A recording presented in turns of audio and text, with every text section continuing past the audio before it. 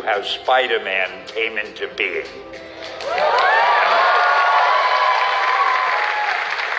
It's a true story, although sometimes it's hard even for me to believe it. We had already done the Fantastic Four and I think maybe the X-Men. I can't remember the order, but my publisher came to me and he said, Stan, I want you to come up with another superhero. I thought, what can I come up with now? And the most important thing in a superhero at first is the superpower. Once you get that, everything else comes along. So I thought, what power will I give a new guy? And I saw a fly crawling on the wall.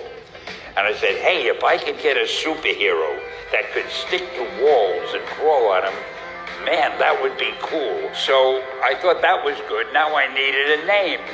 So I said, well, let's see, Fly Man, Mosquito Man. I got down to Spider-Man. Spider-Man. It just sounded dramatic. So, okay, I had my hero. I had his power, his name.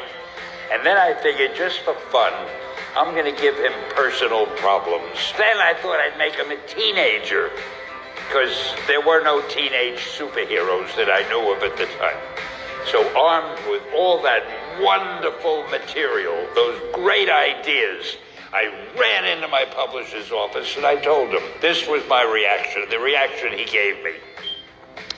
Stan, that is the worst idea I have ever heard. First of all, people hate spiders, so you can't call a hero Spider-Man. You want him to be a teenager? Teenagers can only be sidekicks. And you want him to have personal problems? Stan, don't you know what a superhero is? They don't have personal problems. So we were about to kill the magazine. It wasn't selling well, and we were sending the last issue to press. When you do the last issue of a magazine, nobody cares what you put in it because the book is dying.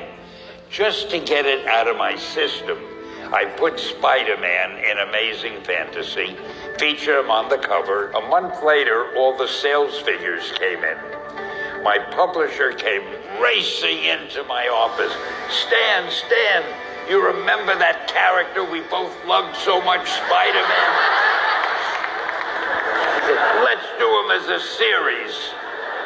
Now, why am I telling you this? If you have an idea that you genuinely think is good, don't let some idiot talk you out of it.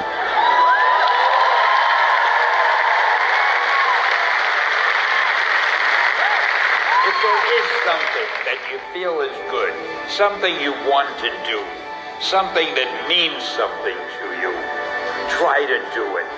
Because I think you can only do your best work if you're doing what you want to do, and if you're doing it the way you think it should be done, and if you can take pride in it after you've done it, no matter what it is. So don't let idiots talk you out of something that you think is good. Just do your thing, do it as well as you, that's the important thing. Don't shirk. Whatever you do, give it your best shot. You'll be glad you did. Excelsior!